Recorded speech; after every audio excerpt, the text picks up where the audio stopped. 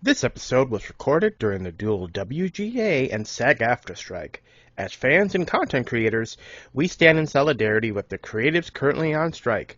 There is power in a union. I'm JP Tuesday. And I'm Kiki Cannon. As lifelong Disney fans, the work of countless talented Disney creatives have shaped our lives. Now, as the Disney catalog expands, we're taking a journey through film and television to discover if that spark that shaped us as children lives on in adulthood. Does your favorite Disney media still cast that same spell? Join us as we find out. We are Rewatching the Magic. Hi, Kiki. Hi, Tuesday. We are still in that galaxy far, far away, looking at the life and times of Ahsoka Tano, this time in Star Wars Rebels, the follow-up series to the Clone Wars.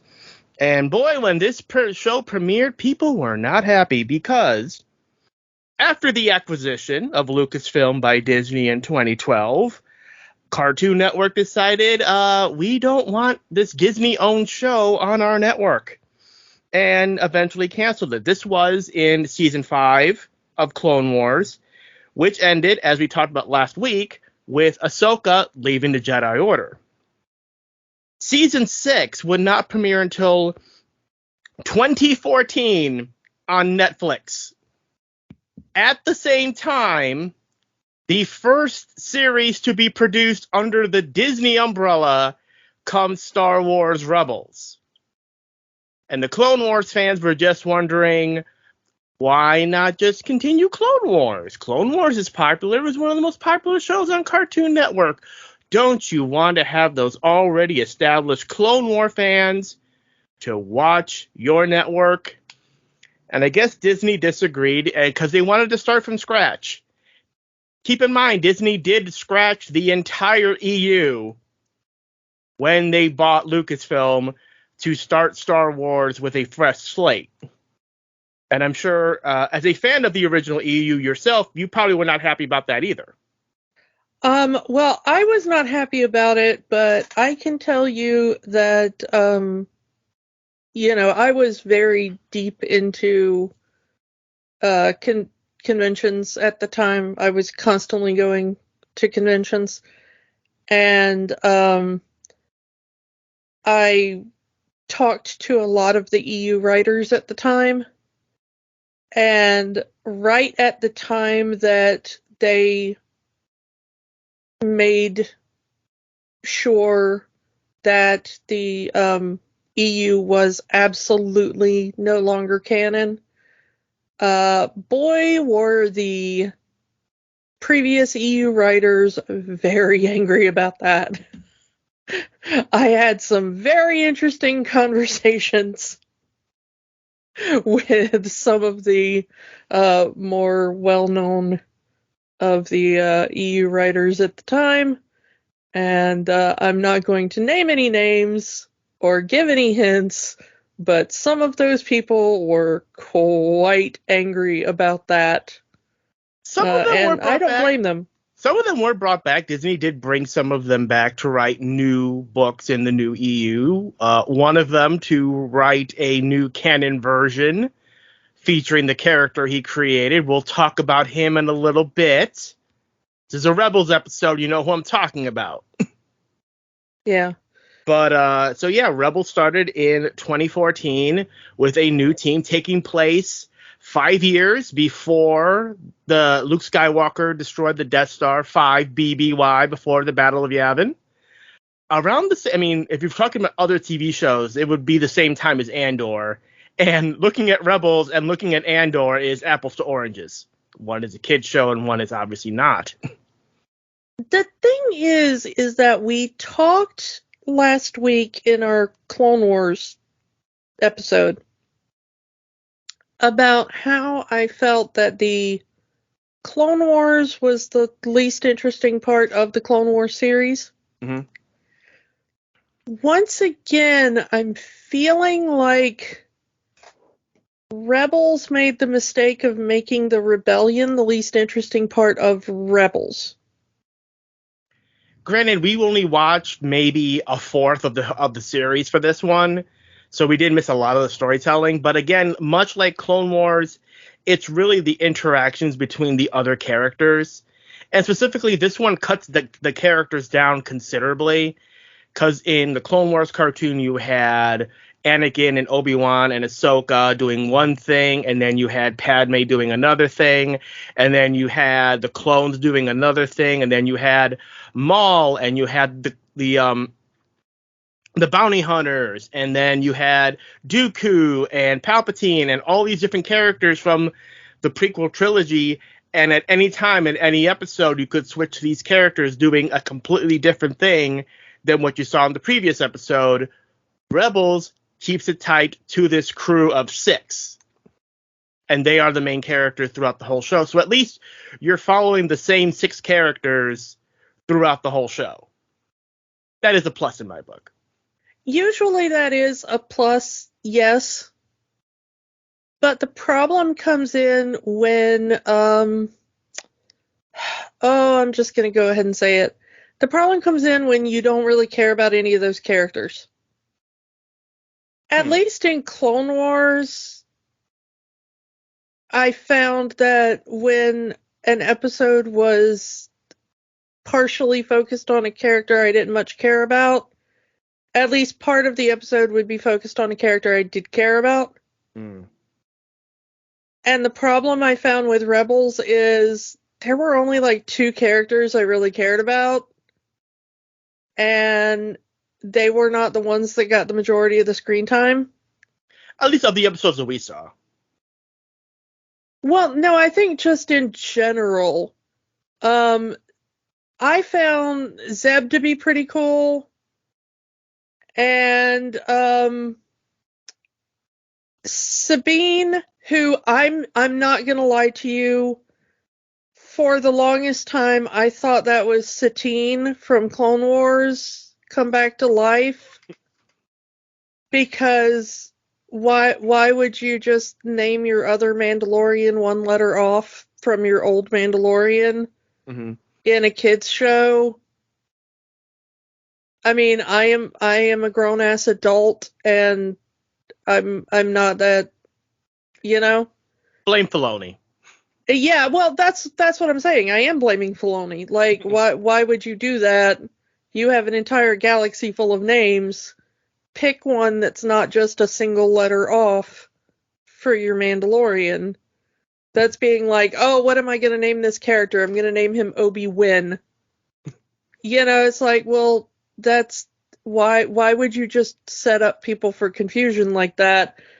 I literally thought that was Bo-Katan's sister come back from the dead for a while, just in hiding. And then I was like, oh, no, apparently not, because there's, like, alive parents and stuff, and, like, you know, because, like, eventually that chick ends up with the Darksaber as well, and I'm like, okay, you know. Yeah, I mean, we unfortunately, we did have to skip over the Darksaber episodes just to, otherwise we probably would not have this episode recorded in time. I do want to come back to that at a different time, though, because Sabine is one of my favorite characters in the series, and I want to give her the spotlight one day. Yeah, but I'm just saying, like, and you know, this is an episode about Ahsoka, and we watched basically all the Ahsoka episodes. She's not in that many. Not really, and so, you know, I like Ahsoka, as we've established, but she's not in there, and most of this is about boring punk Jedi kid and his boring punk sort of Jedi master, neither of whom I could give the slightest crap about.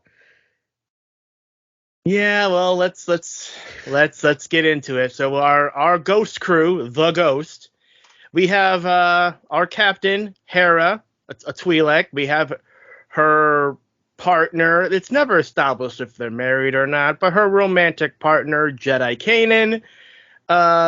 Zeb, who's like their big strong guy. We mentioned Sabine, a Mandalorian, who is also a weapons expert, who is also an artist. The greatest character in the history of this franchise, murder droid Chopper. Yeah, no, Chopper's pretty good. I like Chopper. He's my favorite murder droid. And our main character, our audience surrogate, the one most of these episodes are built around, Jedi Padawan Ezra Bridger. I just kept wanting to make better than Ezra jokes. Everyone's already has. Okay, good. I'm glad I'm not the only one. I mean, Ezra, there has been issues with the series, mostly surrounding Ezra, because Ezra is the same age as Luke and Leia in this timeline. So if Luke is supposed to be the New Hope, what is Ezra supposed to be? If he's also a Force-sensitive kid training to be a Jedi. You know? Yeah, the thing is, here's the other thing. The way this animation is done, and we've talked about the Star Wars animation before, the way this animation is done, I had no context for how old any of these characters were supposed to be. Like, I thought Hera was supposed to be another teenager until she's, like, hooking up with the old Jedi dude partway through the series. Because that came out of nowhere for me because of the way we were skipping around. Yeah. We missed a lot of the setup, at least I did, because I hadn't seen most of the series except the episodes you sent me to watch for this. Mm-hmm. So it kind of came out of nowhere for me that they were a couple, and I had thought she was like the same age as like Ezra and Sabine, who are, I believe, supposed to be teenagers. Yeah. I mean, Ezra definitely is. I have no idea what Sabine is supposed to be, except that she decorates her room like a weirdo 15-year-old. Yeah. And she colors her hair a lot. Well, I mean, I have purple hair. So, and I'm in my 40s. So, you know, it's like that's not a thing anymore. But like she colors her room like, you know, the boy version of Lisa Frank. Like, remember the boy version of Trapper Keeper? Mm.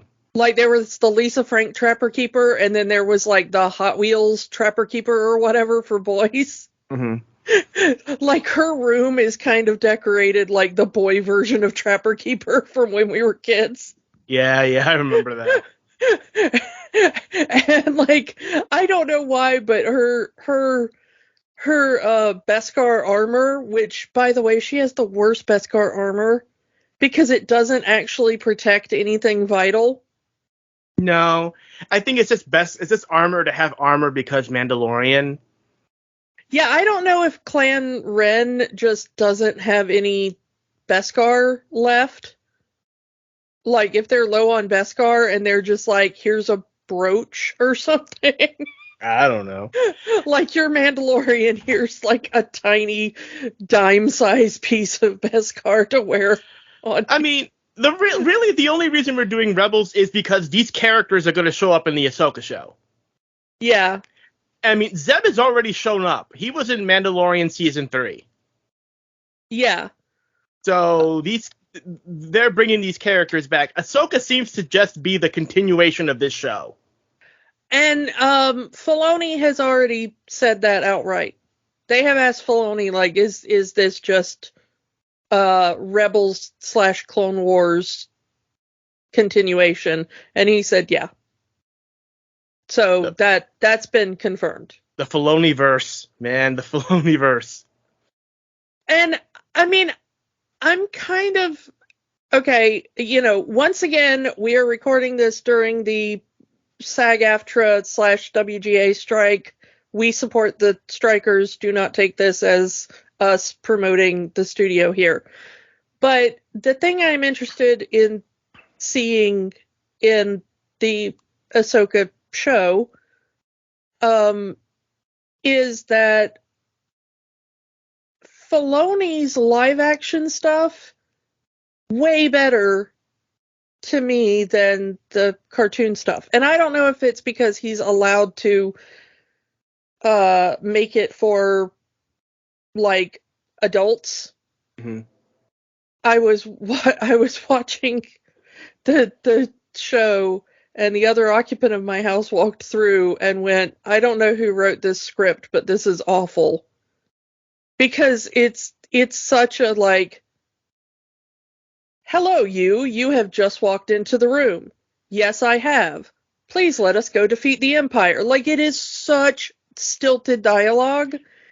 But also, it's a show for 7-year-olds. You have to, like... Yeah, but also, look at what Clone Wars was able to get away with on Cartoon Network, and then remember that Rebels was made for the Disney Channel. Yeah, but, I mean, remember, we talked about how I didn't really feel that engaged with Clone Wars either. Mm-hmm. But I do feel engaged with the live-action stuff that Filoni has put out. When we have talked about those shows, I have been very engaged by those shows. And I am glad that I got introduced to things like the Inquisitors in live action, because I could take them seriously in Obi-Wan, which was my introduction to the idea of the Inquisitors. Mm-hmm. They came off as very intimidating and a threat in Obi-Wan. When you see them in Rebels, they are just the goofiest nonsense with their helicopter lightsabers and their inability to get anything done. Yeah, they're borderline incompetent. They are worse than stormtroopers. Like, the only one... okay. Putting it all on the table, we skipped season 1 entirely. I just showed Kiki, the Disney XD YouTube channel has a 30-minute recap of season 1, and I showed that to Kiki because season 1 is not that good. It's a bunch of adventure of the week episodes, and then you finally get to the season finale where it actually starts to get good, where everything starts coming together, and Ahsoka shows up. Really, the only season 1 episode we watched was because Paul Rubens was in it and he had just passed away. Yeah, and we can talk about that in a minute, but yeah, go ahead. So we just, for all intents and purposes, we skipped straight to season 2. So we kind of lose what I consider to be the best of the Inquisitors, which is the Grand Inquisitor, which we did see in the Obi-Wan show. Mr. Bald, white-skinned guy. So he actually does come off as threatening in season 1, but that's about it. Like, Grand Inquisitor is probably the best thing about season 1, and we don't get much else in here other than adventure of the week up until the season finale, which is fine if you're doing this that way, but having this being the next stage after the Clone Wars is kind of a downgrade. Yeah, the thing about it is that, you know, we get to things like when they're trying to enter the Sith temple. Yeah. And the Inquisitors show up and they're just like helicoptering around on their lightsabers, and I'm going like, this is the goofiest thing I have ever seen. Like, I can buy the Force doing a lot of things. I can even buy the weird chakram lightsabers. Those were kind of cool in live action. Mm-hmm. But for some reason in animation, the stuff they make them do is just the weirdest thing. I mean, they do address that in one of the season 1 episodes where Ezra looks at Kanan and says, "Can yours do that?"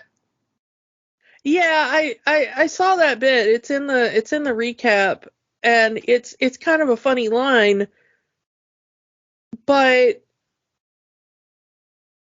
it's so weird, you know. You can buy that, you know. It was so cool in the prequels when Maul pulls out his lightsaber and it goes double-bladed and turns into a lightsaber staff. Mm-hmm. Okay, I remember watching that in theaters and going like, okay, that's really super cool. And then, okay, the upgrade to that is you can have it turn in a circle, and that is, instead of spinning it like Maul does, you can have it just automatically turn in a circle and deflect laser blasts. I mean, that's cool. Mm-hmm. You know, you can do that. But then all of a sudden doing like this like weird Mjolnir stuff where like the lightsaber suddenly becomes a method of helicopter aerodynamics or so. I don't know.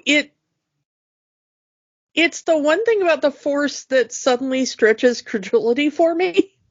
And apparently, I mean, from what I've seen in one of the trailers, we're getting that back. Oh, no. In the Ahsoka series. So get ready for more of that now in live action. No, I don't want to see that. But yeah, let's yeah. I mean, Ezra as a character is kind of boring. He is the kid character, but they do show that he has great powers and great potential. He seems to have this innate ability to communicate with animals, including characters that we did see in The Mandalorian, the space whales, the Purrgil, which I was very shocked to see them and show up in The Mandalorian. But yeah, I mean, there's that one scene in season 3 where Grogu is looking out and then he sees the space whales. So, yay, they're back. Which was the first hint that, we are continuing Rebels, aren't we? Well, that was a thing that I was just like, oh, space whales. Weird. And then everybody was like, oh my God, space whales. And I was like, what, why are y'all freaking out? And they're like, it's from the cartoon. And I'm like, shut up about these freaking cartoons. But it's, I want to get the joke out there. Does this make Ezra a Disney princess because he can talk to animals? I mean, I think it makes him more like a Disney prince because he's kind of boring and has no personality. Fair enough. So, yeah. So let's get back to the Sith Temple. So, yeah, they find out about Darth Vader. He's chasing them with the Inquisitors. They want to find out more about Vader. So they go to the Jedi Temple on Lothal, which is Ezra's home world. They're able to communicate with Yoda, and he says to go to this Sith Temple on another world. And they end up going there. Somehow Darth Maul returns again. Just can't get rid of this guy. As I said last week, they painted themselves into a corner because this came out before the final season of the Clone Wars did. So they had to find a way to get Maul to be alive at the end of Clone Wars so this episode makes sense. Yeah. Which is why Maul just kind of, wanders off in a ship. Yeah.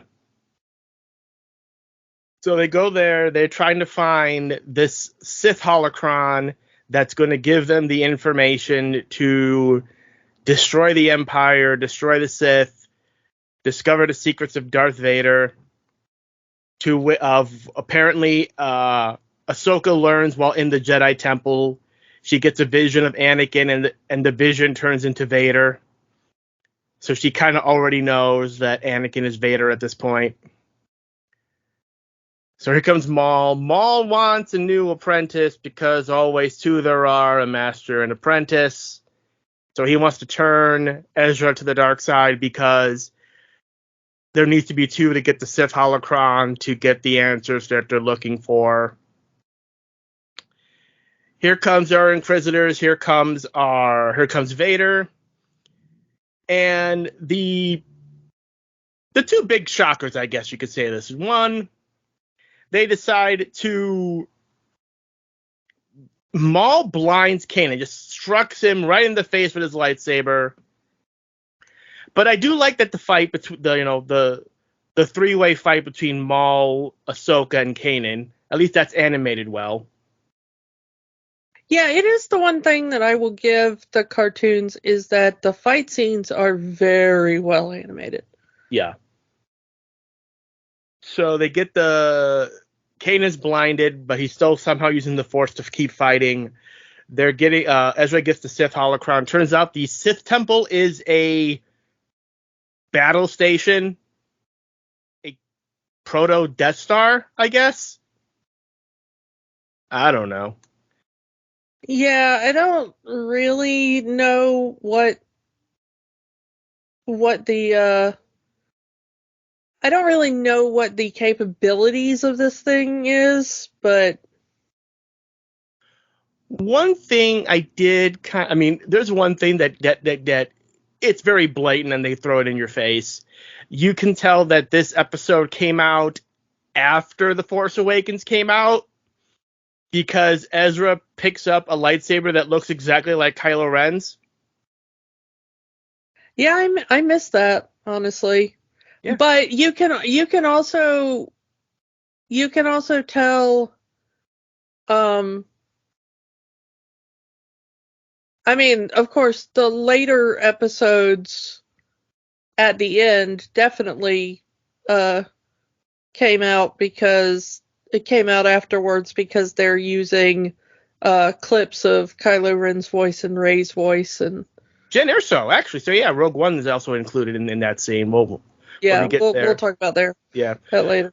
But the main thing people tuned into this episode, Twilight of the Apprentice, is the match everyone has wanted to see. Ahsoka versus Vader. The confrontation. The Apprentice lives. And a scene so nice they did it twice because, and I didn't make the comparison when it came out, this is a mirror image to the exact same fight that we saw in the Obi-Wan series with Obi-Wan and Vader. The difference is that with Obi-Wan, he's very accepting of the death. You know, it's like, then my friend is truly dead. Goodbye, Darth. But Ahsoka goes, I will avenge Anakin's death. And it is one of the very, very few amazingly cool top tier moments in the series is Ahsoka saying, you know, Anakin is dead, I will avenge his death. And then Vader, James Earl Jones coming in to do the voice, revenge is not the Jedi way. I am no Jedi. Pulls out the lightsabers and we get this great fight scene between Ahsoka and Vader. And it's just, it cannot be described. I mean, it's on the internet. You can see it. There's a compilate. One thing about the Disney XD YouTube channel is that they know what you want to see, so they've compiled a lot of these scenes, a lot of these episodes into like hour-long videos online. But yeah, the scene, the fight between Ahsoka and Vader, and as the Sith Temple is crumbling around them, as Ezra and Kanan are trying to get out of there. The thing about it is, I think that's possibly one of the most badass moments that Ahsoka has gotten in either of the animated series. Is that recognition that she is not a Jedi. She has grown beyond the Jedi. I mean, we talked about that a lot in the last episode, my feelings on the Jedi. I mean, she has the pure white lightsabers, and granted, there's an in-universe reason why they're pure white, but I do like that that's her going beyond, you know, Jedi and Sith that she has the pure white lightsabers. But yeah, the temple crumbles around them, and we're not sure who survives yet. We'll get to that episode. But yeah, the episode ends with Ezra opening the Sith holocron, starting his path presumably to the dark side, which goes nowhere. Because the next episode, the start of season 3, Kanan takes the Sith holocron and gets rid of it. Like, there was potential there. You could have done an entire season-long arc of Ezra slowly turning to the dark side, and then you could have gone anywhere with that. But for them to just get rid of that story so early in season 3, I feel it's just a wasted opportunity. Yeah, the thing is that, okay, so we bring Maul back, which I approve of, because there were 2 really awesome characters that got done really dirty by George Lucas. One was Boba Fett, and one was Darth Maul. Lucas somehow has the ability to create these characters with amazing potential and then just be like, hey, let's kill them as a joke. And then fortunately, people who have more sense go like, hey, let's figure out a way to bring them back. I mean, some people like what they've done with Boba Fett and some people don't. I'm kind of cool with what they've done with Boba Fett. Your mileage on the Book of Boba Fett as a series may vary. Yeah, I mean, you know, everybody has their own opinion. My opinion is I was pretty chill with it, so, you know. But the thing is that they brought Maul back, and for the storylines in the cartoons, Maul had kind of an interesting storyline. And it continues in Rebels. That he's trying to figure out a way to get revenge on Obi-Wan. And that's why he's looking for this holocron so that he can, you know, take out the Empire that did him dirty and cast him aside. And, you know, he should have been the apprentice, and then, you know, he was thrown over for Anakin, and, you know. I love that he says his life story to Ezra. I was stolen from my mother's arms. They killed my brother. They took they took everything from me. And I just want revenge against the Empire for what they took. I want revenge against the Jedi for what they took. He has a right to those feelings. Just like most of the Jedi kids should honestly feel that way too. I mean, Reva, she has a justifiable grievance. Yeah, and you always wonder why Ahsoka's never like, hey, these weirdos took me from my family. You know, presumably she had a family somewhere. You know, Anakin, that was kind of one of his driving things, is like, they took me from my mom and left her in slavery, and then she ended up getting killed on a backwater planet, you know? And you don't really blame him for those feelings. But you gotta wonder, like, there gotta be more kids who grew up in the Jedi that are like, well, where the hell is my family? You know? I gotta have a mom and a dad out there somewhere. You would think Kanan would have those things, because he was a child. I did not point this out, but we actually see Kanan in the final episodes of the Clone Wars. Granted, again, this is after these episodes have aired. We see Kanan as a child with his Jedi Master. If you go back into those final 4 episodes, you'll see a little boy with a adult woman Jedi Master. That little boy is Kanan. And that scene is expanded on in the first episode of The Bad Batch. But Kanan, who was a child during Order 66, you would think that he had grievances over what the Jedi did. He does have grievances against the clones, which we did skip over those episodes. But you would think that he would have more grievances than he does in the series. Yeah, and that's why I wonder, like, was there a Jedi mind trick or something that was used on these kids at a very young age to kind of, remove some of this stuff from them? I mean, they're taken away at such a young age that they don't have the attachments to their family. Even it's mentioned in the Obi-Wan series that Obi-Wan thinks he had a brother at one time, but he didn't. They took him away before he even got to know them, so he doesn't even miss them. Well, but here's the thing, though, is that, this is not my experience, okay? Mm-hmm. But I do have friends who have had this experience, and, I'm not trying to speak for them. I am just relating what some people have told me. I have had friends who were adopted and never knew their birth parents.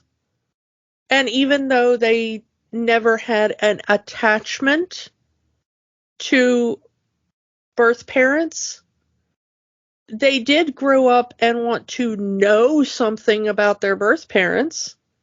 And I'm not saying that they were angry at their adopted parents, but there was a curiosity, at the very least, of, how was I born? What sort of people did I come from? And at the very least, you would think that Jedi children raised in the Jedi Temple might have that curiosity, if not attachment. You know what I'm saying? It could just be part of the training that those feelings are removed or they're told well, to that's ignore what I'm them. saying. I don't know. Maybe. I was wondering if there was some kind of like Jedi mind trick that was used on these children to like remove that curiosity. Because I think it's just part of, for better or worse, human nature to just be like, I wonder where I came from. I wonder if I have siblings. Mm-hmm. Do they also have the Force? It's like, you see somebody there, you're like, I wonder if they're also part of my family. Like, am I the only, Mm-hmm. I think that's just natural part of curiosity to wonder about a background. Mm-hmm. And I just think it's weird that so few of the characters that were raised in the Jedi Temple never really seem to, Mm-hmm. never really seem to have any sort of wonder about that. Mm. And I think that's different than attachment. It's not like, oh, I miss my family so much as just I'm curious about where I came from. I don't think Lucas or anyone writing Star Wars thinks that far ahead or thinks that critically. I don't know, because that's something that doesn't really come up in these stories. Like, so few even talk about their previous lives before they join the Order. So, and very, none of them seem to be curious about it. Who knows? Yeah, it's just these are the sorts of things that keep me up at night, and I always wonder, like, why don't they keep other people up at night? I don't Because these know. are always the first things that come to my brain when I watch something like this. Because I'm like, this is the first thing I would think about in writing a story like this. So, getting back to Maul, the thing about Maul is that he was such a great character with such great potential, and then he comes, he gets done dirty in episode 1, and everybody's like, well, he's dead. And then, fortunately, somebody's like, that character that was really wasted in episode 1, let's bring him back, and good for them. I don't know if that robot legs. Yeah, I don't know if that was Filoni or somebody else, but whoever came up with that idea, good idea. Now he's got robot legs. Yeah. So, we've got Maul back, and he's got this really interesting storyline we talked about with the Mandalorian stuff when we went through that. Mm-hmm. And then he's got the bit with Ahsoka that we've talked about in the Clone Wars stuff. And now he's got this thing with Ezra where he shows up and he just immediately starts calling him his apprentice, which really pisses off Kanan, which I love. I just love Maul just walks in and is like, hello, my apprentice. And Kanan's like, excuse me, what? You're what now? Yeah, I mean, I just love the hubris of Maul. He's just like, yeah, a nice kid. I think I'll take it, like. Why would this kid go with you when he can go with me? Yeah, it's like, I mean, look at me. I'm awesome, But the thing is I think they kind of did that story dirty because there was so much more that could be done there. We've had the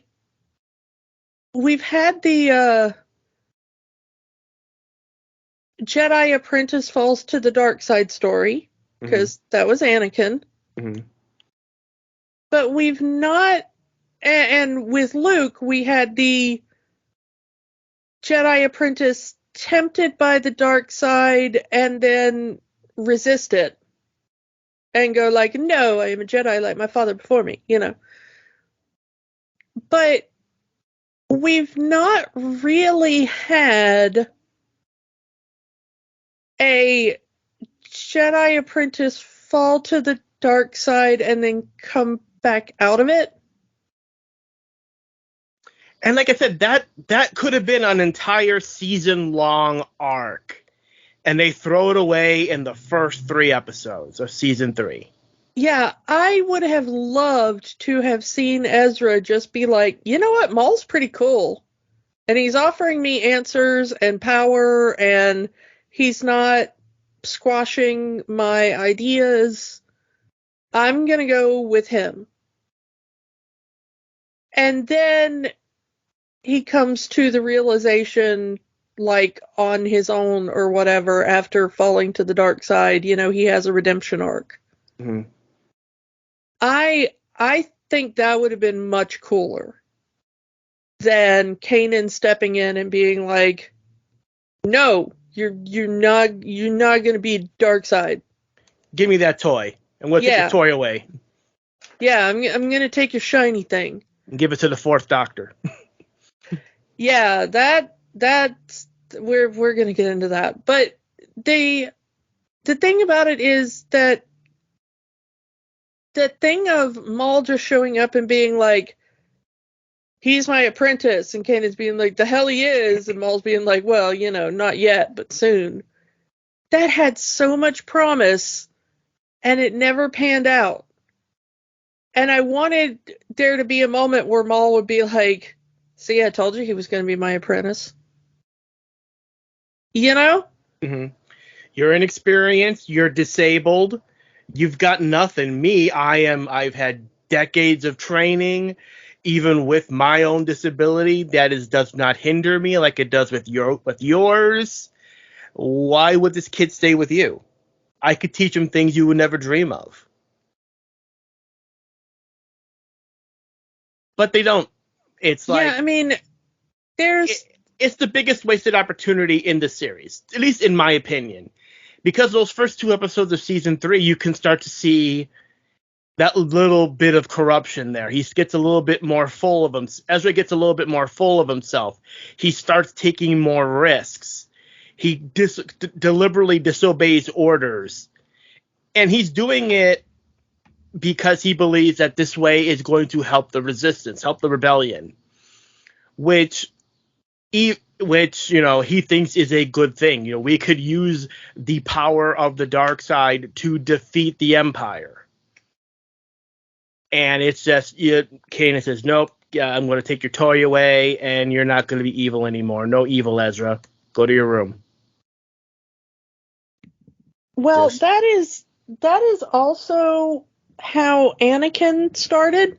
Mm-hmm. Because Anakin's fall to the dark side was, I can use the power of the dark side to save the people I love. Mm-hmm. And Ezra's is, I can use the power of the dark side to bring down the Empire. And save his friends. Yeah, and save his friends. And I love the idea that the path to hell is paved with good intentions kind of thing. Mm-hmm. But the thing is that Ezra never really has the choice. With Luke, he had the choice. He was offered the path to the dark side and he refused. And that made Luke, a heroic figure. There's the Emperor standing there being like, come rule the galaxy. All you got to do is kill Vader. And he's like, nope, not what I'm interested in. And that's like, okay, he made the choice on his own. But with Ezra was like, dark side seems pretty good. And then Kanan steps in and is like, nope, I forbid it. And so Ezra never gets to make the moral choice because the choice is taken from him. And I think that does play into episode 3 when we introduce, let's go into him, the one in the middle, the Bendu, voiced by Tom Baker, the Fourth Doctor, who sees the imbalance in Kanan, not the imbalance in Ezra. Because Kanan does not give Ezra the choice. And it's a lesson that Kanan had already learned in the second season. Because when they go to the Jedi Temple and he has to fight the guardsmen, including the Grand Inquisitor, where he gets knighted, and it's a nice scene, he has to learn that he needs to trust Ezra's judgment. So now he has to relearn that lesson here. He has to trust Ezra's judgment on what path he needs to follow. So it is one of the trip ups that the series had, is that characters have a tendency to learn the same lessons multiple times. Which, especially with Kanan, who should know better. Yeah, I'm going to say that I'm not sure how I feel about the Bendu as a character / concept. I mean, it's awesome that it's voiced by Tom Baker. I mean, I didn't want to spoil it from last week, but yeah, we do have that's why I kind of don't like the term Gray Jedi, because it wouldn't be a Jedi. Yeah. It would be a character that is completely different. It would be something that is in the middle. The problem is that the neutrality of the Bendu is to his own detriment and to the detriment of the planet, as if that comes up later in the series. Like, he does not, knowing that the planet is being attacked, he does nothing because he is the one in the middle. He is the one that's not part of the fight. And it's the good man that does nothing is the best I can describe it as. Well, the quote that I believe is from Elie Wiesel, which is that neutrality only aids the oppressor. That, and that's what Kanan tries to tell the Bendu, is that, you have innocent people here and you have a group of people that are trying to murder them, and the Bendu says, no, you brought your war here. You know, it's the both sides-ism of it, and they're like, you know, hey, we're just trying to hide from a fascist regime. Sorry, we built our base to protect ourselves on your planet, but, you know, it's still your planet. Are you not going to defend your planet? You know? Yeah. And eventually, you know, the Bendu just kind of lashes out at both sides. That's it. Killing you both. Yeah, which, you know, what a douche. The thing is that there are points where you can be neutral, as in with the spiders. Mm-hmm. You know, the Bendu is just like, hey, the spiders are just living here. Don't mess with them, they won't mess with you. And Kanan is like, oh, yeah, okay, you're right. We put up, like, repulsor things that hurt the spiders, and that's why they were attacking us. It's even a lesson that Ezra needs to learn, because he instantly takes out his lightsaber when he sees the spiders because, oh, they're going to attack us. No, they won't attack you if you don't attack them. Yeah. And so in that way, you can be neutral. Mm-hmm. You know, it's a very live and let live. Mm-hmm. You know, don't attack them, they won't attack you. But that's not true of the Empire. The Empire will attack you whether you attack them or not. There is no live and let live with the Empire. You know? Mm-hmm. And so, therefore, there is no neutrality with the Empire. You can't just stand back and be like, you know, well, I'm neutral in this fight, because the Empire doesn't care whether you're neutral or not. The Empire is just there to take over everything and dominate everything. And squash all resistance. Yeah. Well, it doesn't matter if you resist or not. You know, there is no peace with the Empire. There is no ability to, you know, come to any sort of agreement with the Empire. You can't negotiate with the Empire. You can't say, like, well, I'll just stay over here and you do whatever you want over there. They are complete totalitarian, expansionist, you know, government. Mm-hmm. So if they find you, they will conquer you or kill you, you know, or enslave you or whatever they're going to do. There is no negotiation with the Empire. And there is no neutrality with the Empire. There is no appeasement with the Empire. It's their way or death. Mm-hmm.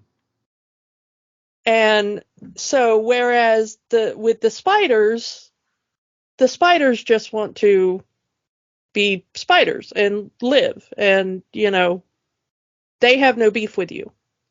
But the Empire has beef with everybody that's not the Empire. Mm.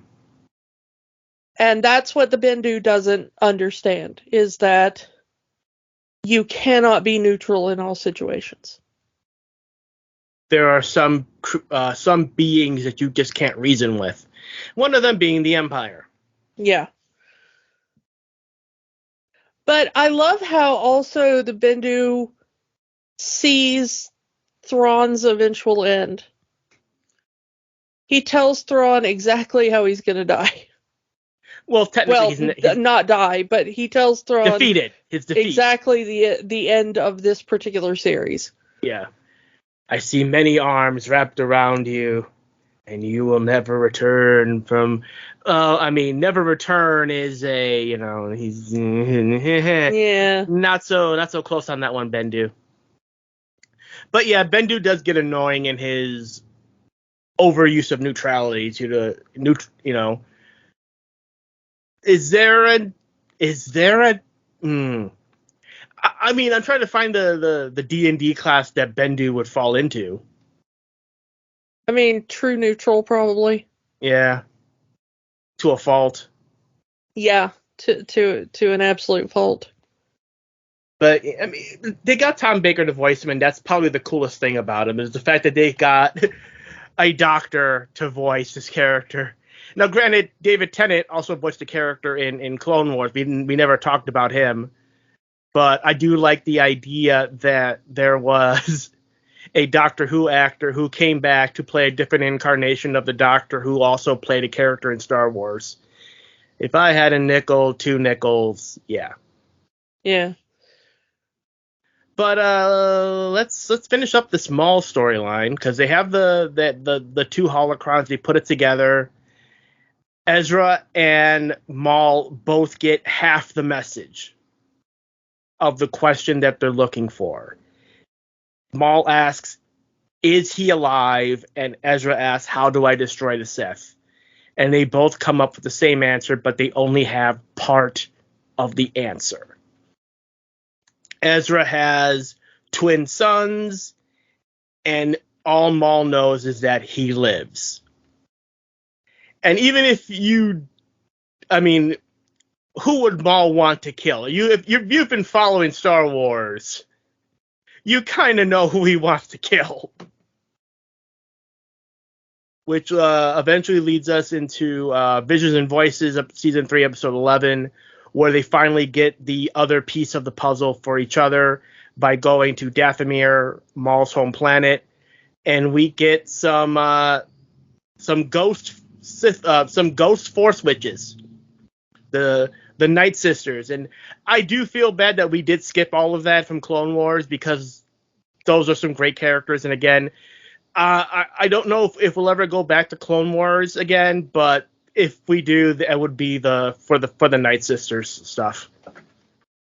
But they each get their respective, they both get the end of the message. It's Obi-Wan Kenobi, planet with twin suns, and we find out that Maul still has the Darksaber, and Sabine gets the Darksaber. And she does end up training with it. She does know how to wield a lightsaber, and of course, eventually, the Darksaber is put into the hands of Bo-Katan Kryze, and you know the rest if you watch The Mandalorian. So Sabine at least knows how to handle a lightsaber. Something as we are recording this episode, they did release the character posters for Ahsoka, which shows Sabine with a lightsaber, so she knows how to wield one. But I do want to get to what I consider to be one of the best episodes of the series. And it really is only the best episode of the series because of the buildup of the other episodes. Twin Sons, where it's our one and only animated appearance of old Obi-Wan. As both Ezra and Maul end up going on Tatooine to find Obi-Wan. Ezra's there to warn him. Maul's there to kill him. Sir Alec Guinness is no longer with us, hasn't been with us in a long time. But the person they have to play old Obi-Wan, to voice old Obi-Wan, does a pretty dang good job of impersonating the voice. Yeah, I do agree with that. But yeah, there's that great speech, Obi-Wan telling Ezra, "You're not supposed to be here. Your fate is not here. Your fate is with the rebellion. Maul tricked you. Maul used your want to save your friends, to protect the rebellion, to take down the Empire, and twisted it to give him what he wanted, which was me. I never planned to fight Maul ever again. I don't have that choice now, thank you very much. But you should go. You're not supposed to be here. This is not your," for lack of a better term, he's telling Ezra, being here is not your story. This is not your story, kid. So Ezra gets out of there, and then we get the final battle between Maul and Obi-Wan, and the fight is not very long because it can't be. But the dialogue between Maul and Obi-Wan, I love it. Like, maybe I should just leave you here to your squalor. Look what happened to you. The once great Obi-Wan Kenobi reduced to being a hermit in the desert. Why are you here? Are you protecting something? Are you protecting someone?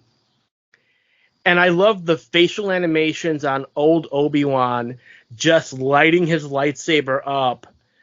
Because you know what he's there for. You know who he's protecting. And Obi-Wan knows he needs to finish this fight as fast as possible. Because if, one, he is old. He is, granted, we're not sure how long the lifespan is for Maul's race, but we know the lifespan of a human. And Obi-Wan is not as young as he used to be. So he cannot afford to drag this fight out very long. So he makes it very short and very sweet. 3 strikes, Maul's dead. Yeah, and this was the thing that really kind of annoyed me. Because you bring back Maul and you give him, like, a great storyline, and then you have him go down like a punk again. Which was the problem in the first time, was that he went down like a punk. But at least in this one, there was a reason for it, and wasn't just we need to wrap this movie up. It's just if Obi-Wan doesn't make this fight quick, Luke could be in trouble. But also, Obi-Wan does not have the strength he used to make this a long fight. And also, the fight was not the selling point. It's the interaction between the two. These two old enemies coming to their own terms with each other. Obi-Wan even says it. I did not want to fight Maul. But now I don't have a choice. I don't know. I like it, especially the psych out, because you see Obi-Wan start out in that stance from his younger self, pulling the lightsaber back, and then he kind of slowly turns into having that old man Obi-Wan straight stance, and then shifting his hands back into Qui-Gon Jinn stance to kind of put Maul into that false sense of security, because he tries the same trick that he does against Qui-Gon. Obi-Wan sees it coming, which he does those 3 strikes, and that's enough. And then he holds Maul in his arms, the man that killed the woman he loved, holding him in his arms so he can have some comfort in his final moments. Is it the chosen one? He is. He will avenge us all. I don't know. I like that it was I liked it. I can see why you didn't, but at least for me, I definitely I found it satisfactory. I mean, I liked his final lines, but yeah. Fair enough. But, so ends the tale of Darth Maul. I thought it was such a punk way to go out that I actually, looked it up in the wiki to be like, is that really the way he went out? Because I couldn't believe it. I mean, how would you have had Obi-Wan? How would you have had Maul go out if they gave you that assignment? You have 1 episode to wrap up Maul and Obi-Wan. I'm not sure I would have had Maul find Obi-Wan. I think it would have been more interesting for Maul's story to have ended frustrated. Fair enough. taken out by someone or something else rather than by Obi-Wan, Mm-hmm. Maybe taken out by his own hubris or... Ezra? I mean, I'm not sure I would have even given it to Ezra, maybe. Although that would have been an interesting... Had they gone down the, Ezra fell to the dark side and then had redemption, that could have been a good ending. But, yeah. Okay, we've delayed it long enough. Let's talk Thrawn! Kiki, this is the part that you've been looking forward to the most ever since Ahsoka said in The Mandalorian, "Where's Grand Admiral Thrawn?" Because the moment that episode aired, that's all I've been hearing from you. Oh my God, they brought Thrawn into the shows. They're bringing Thrawn in here. Again, we've mentioned that you are a fan of the original EU. You still have the original EU books. What did you think of how Thrawn was interpreted in Rebels? I like parts of it, but I think they missed a couple of tricks. Mm-hmm. And I'm hoping that it will be a little bit better in live action, because I think a lot of stuff has been rendered better in live action, like I said.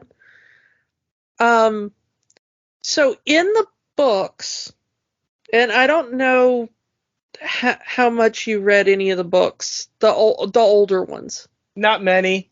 Okay. So in the books, Thrawn was portrayed as a very calculating, almost, forgive me for saying it, but like Moriarty kind of figure. He was incredibly calculating and incredibly smart and frequently kind of one step ahead. And also he was like the only Imperial that did not rule through fear. He was the one who people followed him because they believed in him. So I didn't feel that part of it. Now, I don't know if when Zahn wrote the new officially canon ones, because I only read like the Heir to the Empire EU stuff, okay? The sour part about that is that he had to write them around the episodes of Rebels. Yeah. So okay, this is going to have to take, this one book has to take place between these two episodes, which hurt the books. Yeah. But as far as characterization, mm-hmm. Okay. So I don't know if they forced Zahn to change his characterization, but as far as the original Thrawn, people under his command tended to follow him because they were true believers, not because they were afraid if they didn't, they were going to get force choked. You know what I'm saying? Mm-hmm. Like when we see other Imperials under other commands, they always seem terrified that if they don't do what they're supposed to, they're going to get tortured or thrown in Imperial prison or murdered or whatever. So the Empire tends to run on fear and backstabbing, and if I'm caught not doing what I'm supposed to, somebody's going to rat me out. But in the original EU books that Zahn wrote, which, remember, those took place after the original trilogy. Mm-hmm. Okay? It's the heir to the Empire. Okay? So he was the one that survived and was picking up the pieces of the Empire. Okay? Supposedly Palpatine's chosen one. Yeah, but the reason why he survived and was able to pick up the pieces was because his group were true believers in him. And so he inspired loyalty and not fear. And when I watched Rebels, he's not as cruel as most Imperials. And I'm glad that they did that. But you don't really feel that people are following him out of loyalty either. And that's what kind of irked me, is that the original Thrawn that I'm used to inspired loyalty and a sense of, for better or worse wording here, patriotism for the idea of the Empire. They were the true believers in the Empire. And so they weren't doing it just because they fell into a bad situation and now they were like, oh crap, if I don't keep going along with this, I'm gonna get murdered. They were like, no, the Empire is the good thing. We're doing good for the universe. All hail Thrawn, you know? That's what Thrawn's group was. And I didn't really feel that in Rebels. So it felt like kind of half Thrawn in the fact that he was smart and calculating and devious. And I liked that they brought that part in. Mm-hmm. He had that kind of Moriarty supervillain kind of thing. But I didn't get the feeling, you still had the feeling that everybody was afraid of him rather than loyal to him. And I wanted to see the Thrawn that was inspiring his troops rather than terrifying his troops. Because that was the thing that was always interesting to me about Thrawn, was that people were following him because they believed in him rather than that they were just afraid he was going to murder them. I mean, we even see some of that in The Mandalorian. Granted, it's like one episode where they mention Thrawn, and supposedly his followers are like, yeah, Thrawn ain't doing crap. Why are we following him? We should... And, you know, I mean, that's whole Moff Gideon's whole thing is Thrawn ain't doing crap. You should all follow me.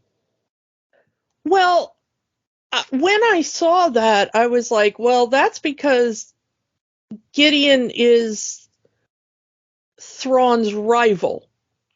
He wants to take over, Thrawn's position. So, it's not like he's loyal to Thrawn. He's trying to get people to leave Thrawn.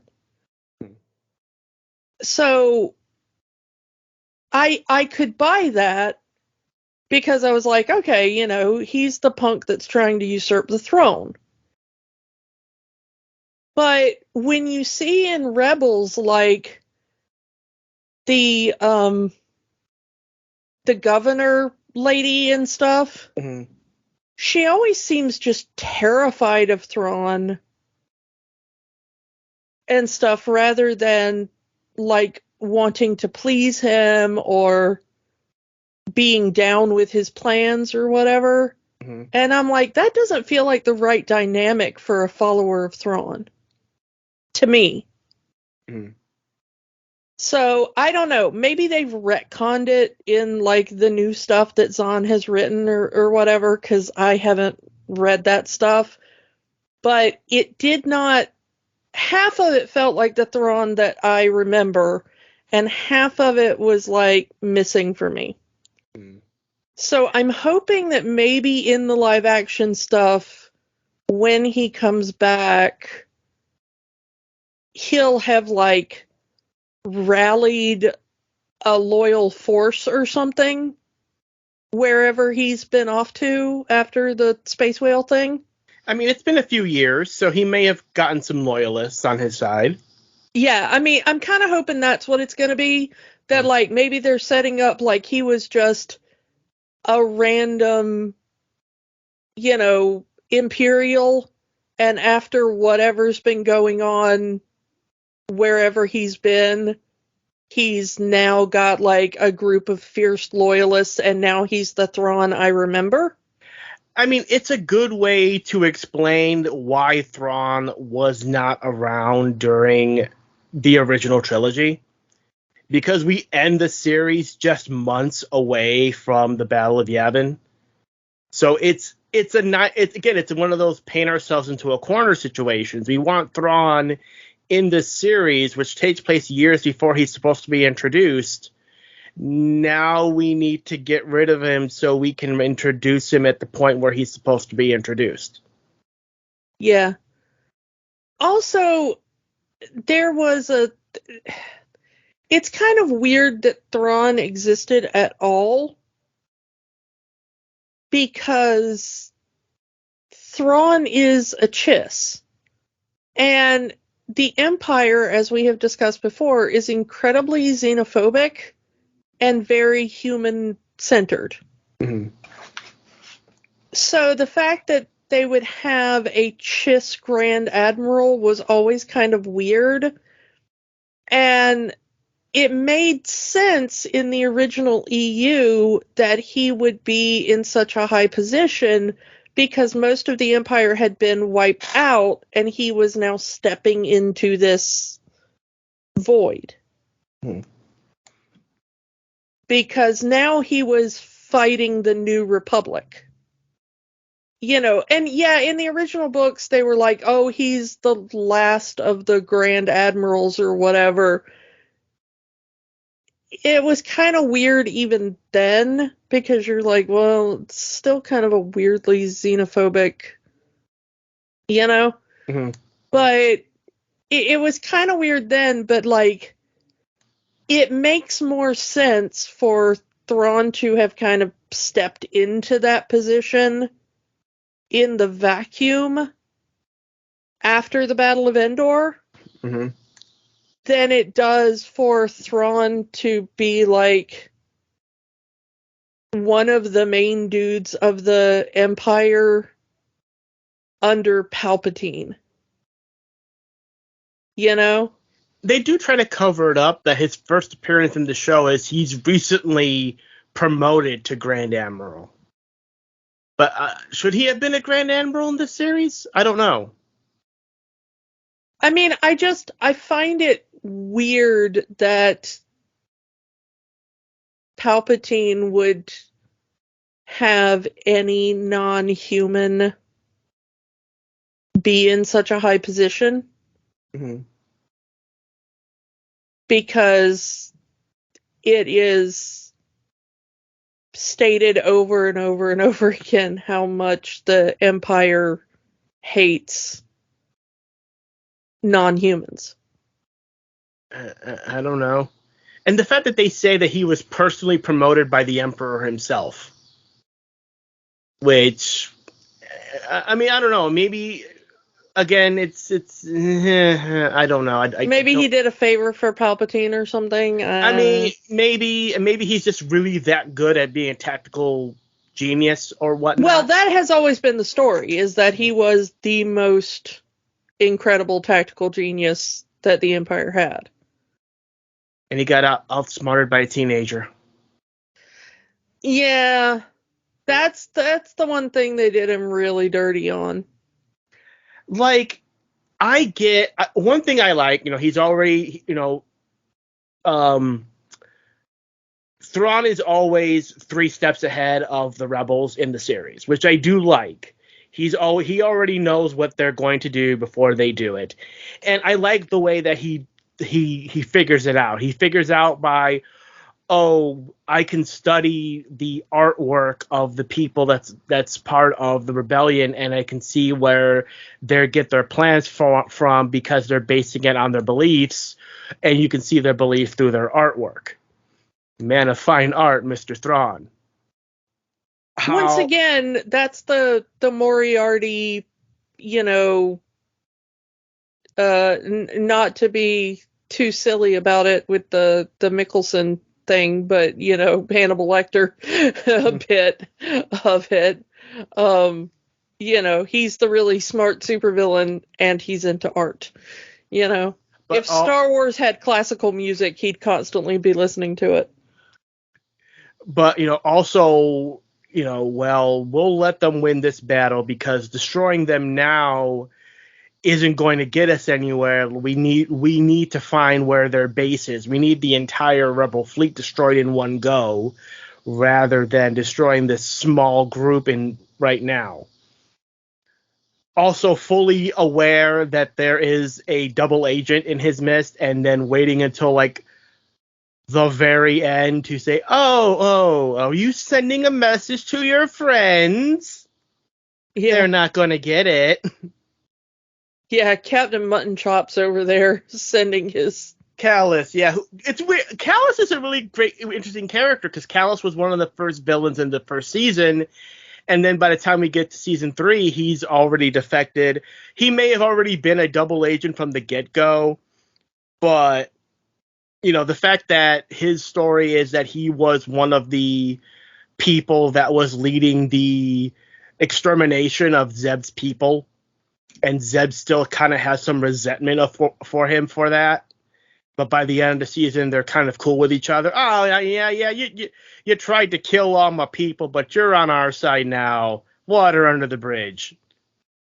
Yeah, and I discovered that part of the story in the final episode, as they were like, and then he discovered he didn't murder all of Zeb's people, and I was like, he what now?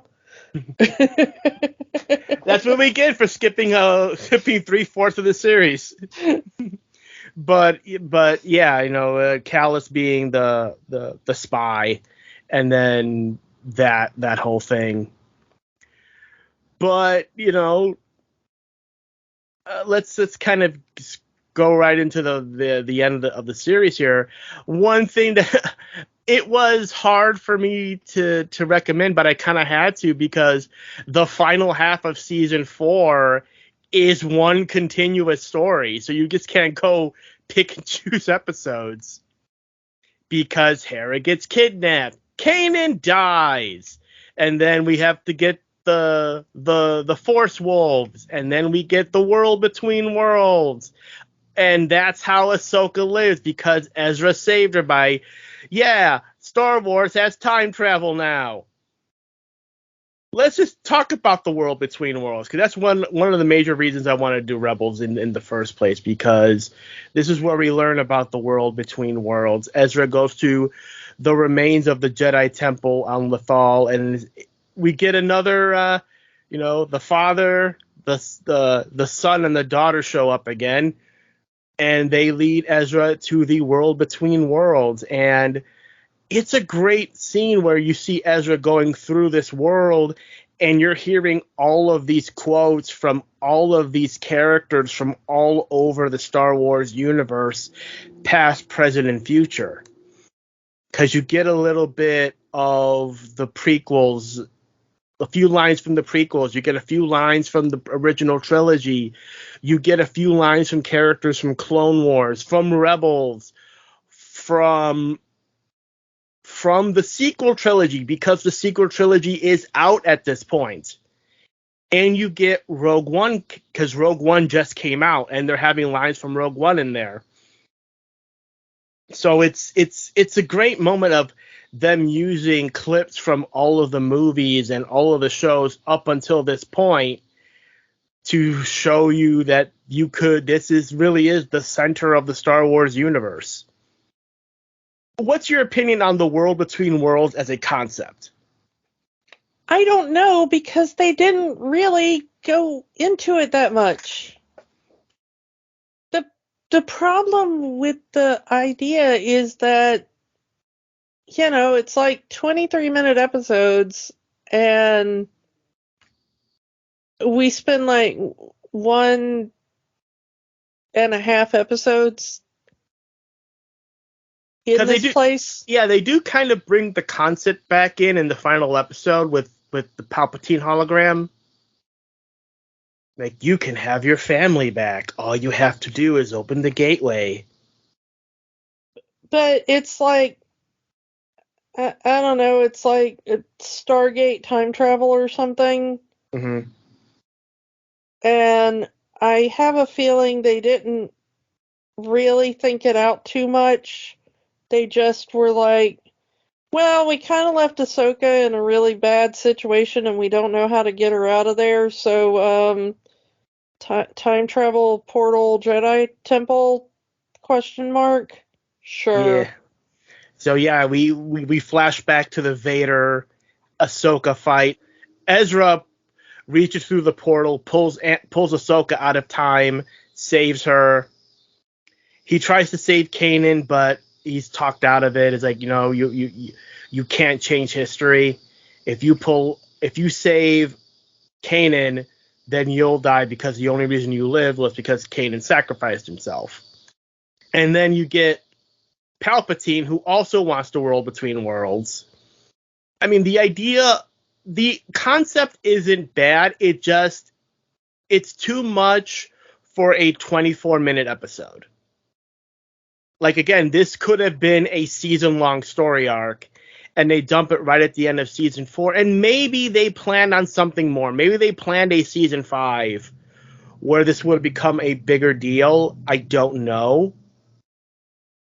It's too big a concept to be thrusted in this late into the season. But you're right, they needed to make sure Ahsoka lived, and that whole thing was just so Ahsoka could live. The thing about it is, I don't mind time travel. I don't mind multiverses. I don't mind complicated stories. But you need to establish rules, and you need to set it up a little bit. Mm-hmm. You can't do high concept sci-fi and just be like, I mean, this is another somehow Palpatine survived to me. It's just like somehow the Jedi have time travel. And it's like, I'm sorry, but number one, this is a show for like 7-year-olds, okay? You gotta, like, I am a woman in her 40s with a master's degree in, basically media analysis. Okay? So I understand and even teach these concepts to other people. And yet I still have questions. You are writing a show for children, and while we have said many times before, please do not underestimate the intelligence of children, you do have to remember that children do not know all the genre tropes of everything from birth. Okay? You have to ease them into this stuff. This is gonna be baby's first time travel for somebody, okay? Give them something. I'm not saying you have to go into great detail, but if it confused me a little bit, and this is kind of what I do, both as a hobby and a profession, maybe you needed to flesh this out a little bit more. So that was the thing. That was the thing for me, is that I didn't mind the concept being inserted into Star Wars, but I needed it to be given more time. No pun intended. I needed them to flesh it out more. It's possible because season 3 is only like 15, 16 episodes, and the other seasons are 20 episodes plus. It's possible that they just got episodes cut, and they really had to cram whatever their story arc for the world between worlds was going to be, cram it into one episode, and it doesn't work. It's too much for one episode. Like I said, this could have been a season-long story arc, and they just did not have the time to properly do this. Okay, I said this to you off mic, and neither of us really knew the answer to this, but it felt to me like they were expecting to do more. It's possible. I'm going to say it's possible that they were expecting a season 5. It's just they were not given that. So, okay, now we need to wrap up our storylines here. And even then, it feels incomplete. Because, I mean, let's just fast forward to the final episode here, Family Reunion and Farewell, where they make their last stand. They even say, we're not fighting for freedom of the universe.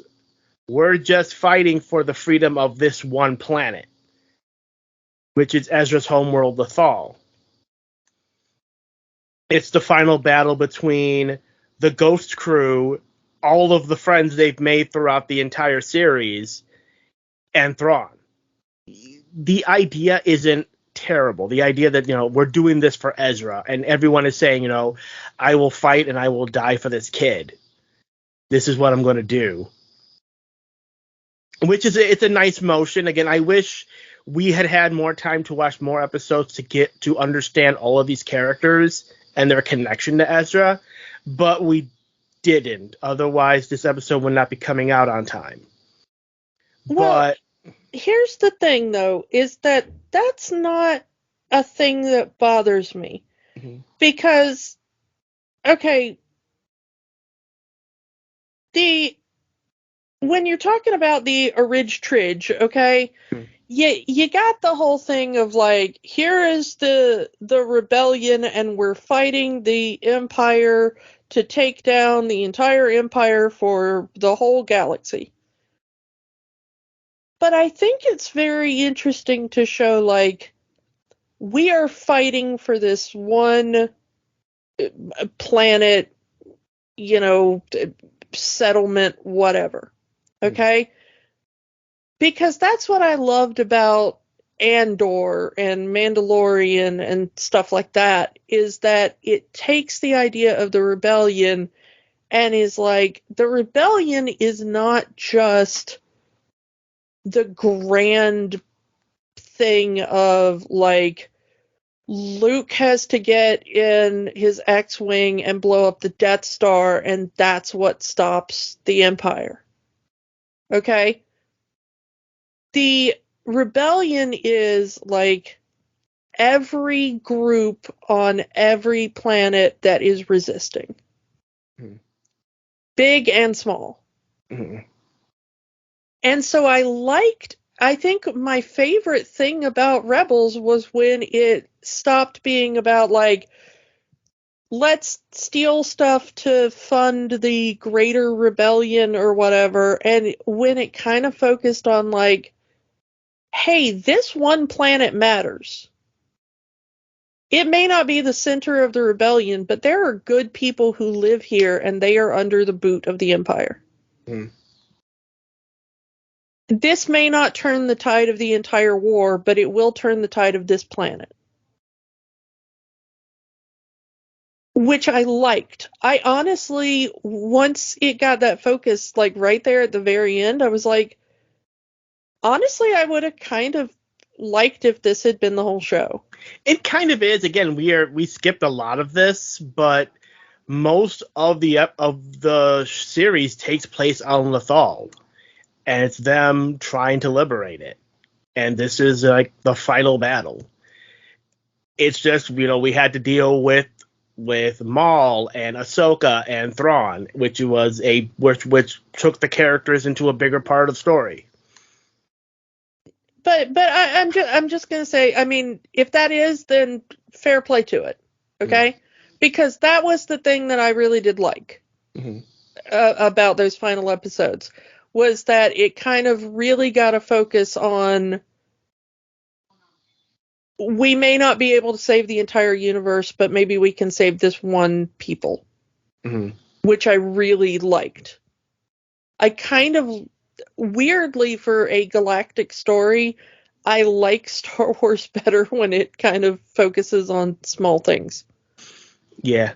Mm-hmm. But the thing that I liked most was that once you got that kind of niche focus, it really brought home what the rebellion is about. And I like that. Because, like I said, the reason why I loved things like Rogue One and Andor and even, parts of Mandalorian or whatever is that it takes it away from the kind of great man theory of the original Star Wars, which is like, oh, we really needed, Luke to come in, or Luke and Leia and Han maybe, or, whatever, like this small group of special people, and it's like, well, no, it's really just a bunch of regular people working together. Mm-hmm. And so I really liked that. Yeah. I mean, that is the heart of the rebellion, is just ordinary people coming together for that common good. And the fact that it's this crew, this small crew, fighting against this part of the Empire, fighting against Thrawn, the master tactician, and all that stuff. And the fact that the Emperor himself wants to meet with Ezra, and again, we get that small piece of the world between worlds trying to tempt Ezra to the dark side, and it doesn't work. And I do like that there's that part where Palpatine manipulates the hologram to make himself look like his prequel self. Yeah. And then when everything goes wrong, the hologram fizzes out and it turns into original trilogy Palpatine. Yeah. But this whole thing is they have the rebels have their plan to destroy this Imperial fortress on Lothal, but the main thing is Ezra making the sacrifice play. He leaves his lightsaber with Chopper. He goes off to Thrawn. They have their conversation, and here come the space whales again. Many arms wrapped around you as you are defeated, and as the Purrgil are wrapping their tentacles around Thrawn, and we find out, I mean, from the earlier episode, we see that the Purrgil can travel into hyperspace. And it's like, Ezra knew he was never coming back. Like, they all say, hey, Ezra, get out of there. Yeah, I was never getting out of here. I need to take out Thrawn, and this is the only way. Hence, like I said, the master tactician of the Empire, the heir to the Empire, is outsmarted by a teenager. Maybe he wasn't outsmarted by a teenager so much as he was outsmarted by space whales. Fair enough. But who summoned the space whales? Well, I don't know. Maybe the space whales can see into the future, and they were like, hey, if you ever meet a blue dude, call us. Mm-hmm. We hate that guy.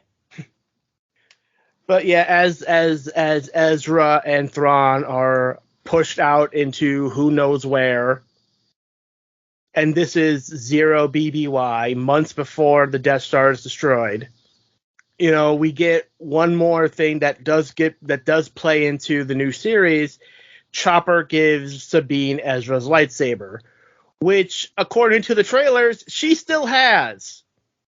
And apparently Ahsoka's been training her with it. So, as far as I'm aware, and as far as the series has told us, Sabine is not force sensitive. But that doesn't mean she can't handle a lightsaber. But then we get the 5 years later time skip to just after the Battle of Endor, and we see where all the characters are at. Apparently Hera, I didn't know that this was possible, but apparently a human and a Twi'lek can reproduce because now there's a kid here. Which was also weird to me because she was like, oh, I have feelings for you. And then suddenly there's a baby, and I'm like, oh, apparently we run on like Kif Kroker rules or something, where like all you have to do is like have feelings and touch somebody's hand and you're pregnant. I mean, also this is a show for 7-year-olds, so they're not gonna show them like doing anything. Yeah. So I guess just being like, I have feelings for you meant they were like, doing stuff. So yeah, there's a kid here. I don't know if this kid is going to show up in the new show, but that did cause some controversy because people were like, "How can a human in a Twi'lek conceive a child?" I didn't know that was possible, but Filoni wanted us to have a happy ending, I suppose. I mean, But I don't really know how that's a happy ending, but okay. that Kanan lives on through his son. But that final scene with, as you said before we got on mic, Ahsoka the White. Yeah, I mean, Ahsoka just shows up out of nowhere. I mean, I guess she eventually found her way out of the Sith temple and is like, "Hey, what's up? I died and came back as Ahsoka the White." So there's this dude. I met another Mandalorian. His name is Din. Do you know a guy named Din? Hangs around with a little green dude. Looks like Yoda. I Bo-Katan mean, says is hi. this supposed to be after Mandalorian when I she mean, shows up as Ahsoka the White? it's 5 ABY. It's after the Battle of Endor, but it's never stated that far. And also, that's kind of the same timeline as Mandalorian Season 1. So your guess is as good as mine because it looks like they're recreating this scene in the new show because we see that same mural that Sabine paints of the Ghost Crew, and she also has that short hair that she does in that final scene. So I don't know. Are they picking up directly at that point? Yeah, I mean, we'll have to wait and see on that, but the thing is like it feels so much like they were expecting another season because it ends with like we got to go find Ezra and then they walk off and the series doesn't so much end as just stop. It's possible. I think I think you're right. I think they did expect a season 5. Hence, they did the time jump because they wanted to have these characters after the events of the original trilogy. But then the show got canceled. So I don't know. But there we. I mean, as is stated, Filoni is pretty much saying that the Ahsoka series is essentially Rebels season 5, picking up where the series left off. And Clone Wars season wherever we are now. Eh, who knows? One thing that I did, the series did give one meme that I did like is that there's an episode where we get Captain Rex back and he's got a gray beard and he's wearing the same kind of outfit that they wore on Endor, and people have wondered if he's the same because there's also a character in Star Wars that wears that outfit and has a gray beard, and fans have thought for a while that was Rex, like retroactively making this character Rex. I believe Lucasfilm has stated that it's not, but it's a nice little shout out there. And they even say that Sabine fought in the Battle of Endor. So I guess you can go back and see if if any of the ships resemble the Ghost. They did have the Ghost in Rogue One. That's one thing I do remember them doing. So in one of the scenes of Rogue One, you could see the Ghost in one of the scenes. That's about it. But Yeah, and it's also in Rise of Skywalker. Mm. It's in that big battle where they have like all of the ships. That huge battle where they bring in like every ship ever. And then I know they put one of the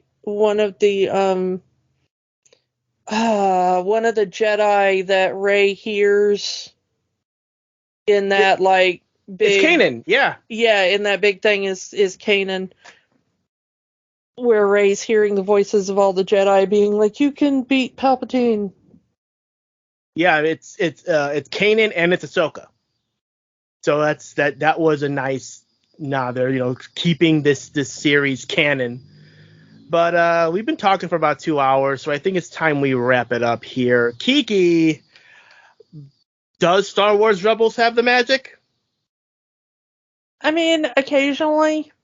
Mm-hmm. It's still not. I'm still not a fan of the Star Wars cartoons. I think there's more problems than there is goods. Fair enough. I mean, I wasn't expecting to turn you to loving them. It's more of here is context for the series that they're likely not going to tell you. The thing is I really wanted to like them because I hate not being super down with anything Star Wars. Mm. It hurts me to not like something Star Wars. Yeah, I mean, I get it. I mean, for me, and I said this about last week, I'm not a fan of the art style of the CG Star Wars series, Clone Wars, Rebels, Bad Batch, what have you. I like this animation better than I like the Clone Wars animation, I'll say. Like I said, art style still not my cup of tea, but I did enjoy the stories that they were told. Maybe if we had more time to go through the whole series, but I'm not gonna say you would love it or not, but whatever. Again, you're entitled to your own opinion. If you did not, you dear listener, not a fan of the Star Wars animated stuff, fair enough. If you love it more than the live action stuff, fair enough. Yeah, that's the best I can say on that. So, to me, Rebels has the magic. I do love the show. I'm going to probably get hate for this, but I do prefer it over Clone Wars. Maybe because it is a more focused show on a central group of characters versus jumping around to different characters in different episodes. But that's just me. Your mileage may vary. We'll see what they decide to do for the new series. What they keep, what they dump, and where they go from here. Let's do one more thing real quick before we go. We didn't mention it, but I do want to go back to that season 1 episode because Paul Rubens passed away. We did make a quick cameo in episode 3 of season 1 as Captain Rex the droid in the Star Tours ride vehicle with C-3PO and R2-D2 in it. His performance was not as vibrant as it would be on the ride. It's more subdued. But considering that this is technically before the timeline of the original ride, I can get it. But it does kind of go against the ride saying, it's your first ride and it's mine too. Yeah. But I'm glad they had him in there. Mm-hmm. Because it was very cute, and it was I like him making the droids go back behind the yellow line and stuff like that in there. Droids in the back. Like, who made that rule? The Empire. These are the Emperor's rules, ma'am. And then slides down the visor as he's putting on sunglasses. Yeah. Again, it's 5 minutes, but it's a great 5 minutes to have Paul Rubens, his character actually immortalized in visual Star Wars media. May his memory be a blessing. Yeah, may his memory be a blessing. So let's move on to next week. Kiki, it's that time of year again. It's time to go back to school. Dang it. But we're not going to go to regular school. We're going to go to superhero school, Sky High, which is basically Avengers Academy before Disney bought Marvel.